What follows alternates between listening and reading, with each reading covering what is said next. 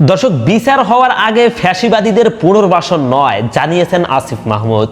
যুব ও ক্রীড়া উপদেষ্টা আসিফ মাহমুদ সজীব ভুঁইয়া বলেছেন, সম্পূর্ণ বিচার না হওয়া পর্যন্ত ফ্যাসিবাদীরা বাংলাদেশে পুনর্বাসনের সুযোগ পাবে না। বৃহস্পতিবার 5ই সেপ্টেম্বর অন্তর্বর্তী সরকারের উপদেষ্টা পরিষদের বৈঠক নিয়ে সংবাদ ব্রিফিংয়ে এ কথা বলেন তিনি। তেজগাঁওয়ে প্রধান উপদেষ্টার কার্যালয়ে অনুষ্ঠিত উপদেষ্টা পরিষদের সভায় সভাপতিত্ব করেন প্রধান উপদেষ্টা ডক্টর মোহাম্মদ ইউনূস। এটা ছিল বর্তমান উপদেষ্টা পরিষদের 5ম বৈঠক। পরে সন্ধ্যায় রাজধানীর ফরেন সার্ভিস একাডেমিতে উপদেষ্টা পরিষদের সবার সিদ্ধান্ত জানান যুব ও ক্রীড়া উপদেষ্টা আসিফ মাহমুদ সজীব ভুঁইয়া। এ সময় প্রধান উপদেষ্টার প্রেস সচিব শফিকুল আলম উপস্থিত ছিলেন। ছাত্র জনতার অভ্যুত্থানের 1 মাস পূর্তির দিনে এই ব্রিফিংয়ে উপদেষ্টা আসিফ মাহমুদ বলেন, আমরা ইতিমধ্যে পরাজিত ফ্যাসিবাদী শক্তিকে পুনর্বাসন করার জন্য বিভিন্ন কর্মসূচি বিভিন্ন জায়গায় দেখতে পেয়েছি। যেহেতু আমরা ছাত্র জনতার গণ অভ্যুত্থানের ভিত্তিতে গঠিত একটি সরকার, তাই আমরা মনে করি সম্পূর্ণ বিচার নিশ্চিত না হওয়া পর্যন্ত ফ্যাসিবাদীদের পুনর্বাসনের সুযোগ নেই। এক প্রশ্নের জবাবে আসিফ মাহমুদ বলেন, যে রাজনৈতিক দল বা রাজনৈতিক জোট বাংলাদেশে যে ফ্যাসিবাদ প্রতিষ্ঠা করেছিল, সম্পূর্ণ বিচার না হওয়া পর্যন্ত তারা রাজনীতি করতে পারবে কি পারবে না, এই প্রশ্ন জনগণের কাছে ছেড়ে দিয়েছি। তবে পাবলিক প্রোগ্রাম করার ক্ষেত্রে সরকারের পক্ষ থেকে ভাবছি সেটাকে কিভাবে বাস্তবায়ন করা হবে, সেটি এখনো বিস্তারিত আলোচনা হয়নি। তবে আমরা অবশ্যই নিরুৎসাহিত করব। সম্পূর্ণভাবে বিচারের জন্য ব্যবস্থা নেওয়া হয়েছে। আইন মন্ত্রণালয় কাজ করছে। মানবতা বিরোধী অপরাধী হিসেবে তাদের বিচার নিশ্চিত করা হবে। দলের বিচারের ব্যাপারে কোনো সিদ্ধান্ত হয়নি জানিয়ে আসিফ মাহমুদ বলেন, বিচারের বিষয়টি অর্থাৎ ছাত্র জনতার অভ্যুত্থানের হতাহতের ঘটনার বিষয়টি আইন মন্ত্রণালয় দেখছে। কিভাবে বিচার হবে সে বিষয়ে আইন মন্ত্রণালয় দ্রুত একটি রূপরেখা প্রকাশ করবে। দল হিসাবে আওয়ামী লীগ কার্যক্রম চালাতে পারবে কিনা এ প্রশ্নের জবাবে আসিফ মাহমুদ বলেন, এটা দেশের জনগণ সিদ্ধান্ত নেবে। যেহেতু আওয়ামী লীগ একটি গণহত্যা ঘটিয়েছে এদেশে, সেই গণহত্যার দায় নিয়ে তারা কিভাবে ফিরবে বা তাদের ফিরতে দেওয়া হবে কিনা এটি দেশের জনগণ সিদ্ধান্ত নেবে। এটি জনগণের সিদ্ধান্ত। উপদেষ্টা পরিষদের বৈঠকে বাংলাদেশের প্রধানমন্ত্রীর সরকারি বাসভবন গণভবনকে জুলাই গণ অভ্যুত্থান স্মৃতি জাদুঘর করার সিদ্ধান্ত হয়েছে। এই বিষয়ে উপদেষ্টা আসিফ মাহমুদ বলেন, গণভবন জনগণের জন্য উন্মুক্ত করে দেওয়া হবে। জুলাই গণ অভ্যুত্থানের শহীদদের স্মৃতি এবং বিগত ফ্যাসিবাদী আমলে যত অন্যায় অবিচার হয়েছে তার সবকিছু সংরক্ষণ করার জন্য এটাকে জুলাই গণ অভ্যুত্থান স্মৃতি জাদুঘর হিসাবে প্রতিষ্ঠা করা হবে। দ্রুতই এ বিষয়ে কার্যক্রম শুরু হবে জানিয়ে উপদেষ্টা আসিফ মাহমুদ বলেন, গণভবন যে অবস্থায় আছে জনগণ যেভাবে রেখেছে সে অবস্থায় রাখা হবে। এর মধ্যে ভেতরে একটি জাদুঘর প্রতিষ্ঠা করা হবে যাতে অভ্যুত্থানের স্মৃতি সংরক্ষিত থাকে। এ বিষয়ে আজকের উপদেষ্টা পরিষদের বৈঠকে সিদ্ধান্ত গৃহীত হয়েছে। বিভিন্ন জায়গার অভিজ্ঞতা নিয়ে এই জাদুঘর করা হবে জানিয়ে উপদেষ্টা বলেন, এ বিষয়ে খুব দ্রুত দৃশ্যমান পদক্ষেপ নেওয়া হবে। গণপূর্ত এবং পররাষ্ট্র মন্ত্রণালয় যৌথভাবে কাজটি সম্পন্ন করবে। দর্শক, এবার জানাবো, জুলাইয়ের সেই কঠিন দিনগুলোতে প্রিন্ট পত্রিকাই ছিল একমাত্র ভরসা জানিয়েছেন আসিফ মাহমুদ।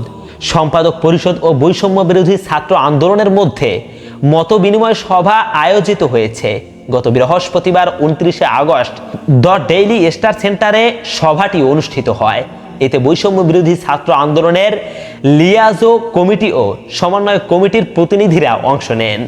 সভায় অন্তর্বর্তী সরকারের তথ্য ও যোগাযোগ উপদেষ্টা নাহিদ ইসলাম কিভাবে বৈষম্য বিরোধী ছাত্র আন্দোলন নামকরণ হলো, কিভাবে আন্দোলন সংগঠিত হচ্ছিল তা বিস্তারিত আলোচনা করেন। বাংলাদেশকে কেন্দ্রে রেখে কিভাবে একটি ইনক্লুসিভ সোসাইটি করা যায় সে লক্ষ্যে আন্দোলনকারী শিক্ষার্থীরা কাজ করছেন বলে জানান তিনি। যুব ও ক্রীড়া মন্ত্রণালয়ের উপদেষ্টা আসিফ মাহমুদ সজীব ভুঁইয়া তার বক্তব্যে প্রিন্ট পত্রিকার প্রশংসা করে বলেন, জুলাইয়ের কঠিন দিনগুলোতে যখন টেলিভিশন চ্যানেলগুলোয় সঠিক খবর পাওয়া যাচ্ছিল না, তখন প্রিন্ট পত্রিকাই ছিল ভরসা। অনেক দূর হেঁটে পর্যন্ত প্রিন্ট পত্রিকা সংগ্রহের কথা জানিয়েছেন তিনি। লিয়াজো কমিটির সমন্বয়ক ও প্রধান উপদেষ্টার বিশেষ সহকারী মাহফুজ আলম বলেন, গণ অভ্যুত্থান ছিল একটি সমন্বিত প্রয়াস। 90-এ যে একটি রাজনৈতিক বন্দোবস্ত হয়েছিল তা 1/11-এ ভেঙে যায়। তখন থেকে জনমানুষের আকাঙ্ক্ষার জায়গা ধূলিসাৎ হয়েছে।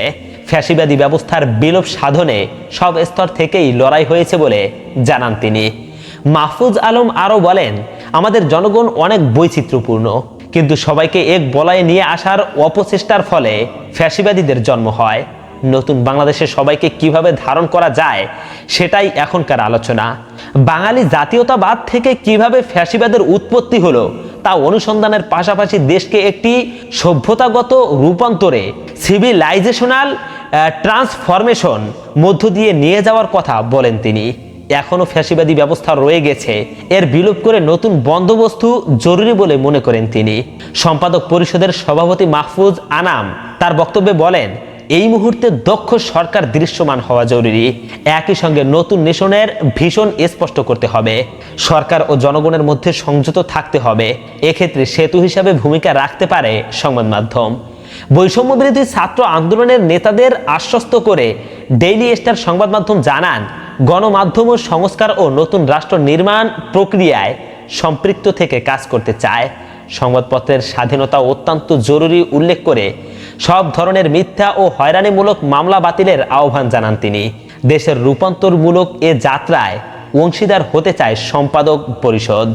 সভায় বৈষম্য বিরোধী ছাত্র আন্দোলনের লিয়াজো কমিটি থেকে নাসির উদ্দিন পাটোয়ারি, নাসির আবদুল্লাহ, আকরাম হোসাইন, ভুইয়া আসাদুজ্জামান, মামুন আবদুল্লাহ হিল ও আরিফুল ইসলাম আদিব, সমন্বয়কদের মধ্যে সার্জিস আলম, হাসানাত আবদুল্লাহ এবং নাগরিক কমিটি থেকে প্রতিনিধি হিসেবে সামান্তা শারমিন উপস্থিত ছিলেন।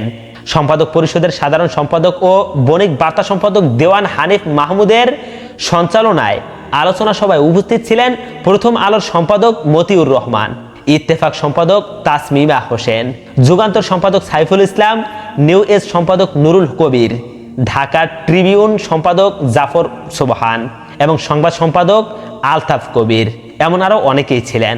সভাপতিত্ব করেন সম্পাদক পরিষদের সভাপতি ও ডেইলি স্টার সম্পাদক ও প্রকাশক মাহফুজ আনাম। বন্ধুরা, এই ছিল আমাদের আজকের ভিডিও। এমন ভিডিও প্রতিদিন পেতে হলে এখনই আমাদের চ্যানেলটিকে সাবস্ক্রাইব করে আমাদের সাথেই থাকুন। আসসালামু আলাইকুম ওয়া রাহমাতুল্লাহ।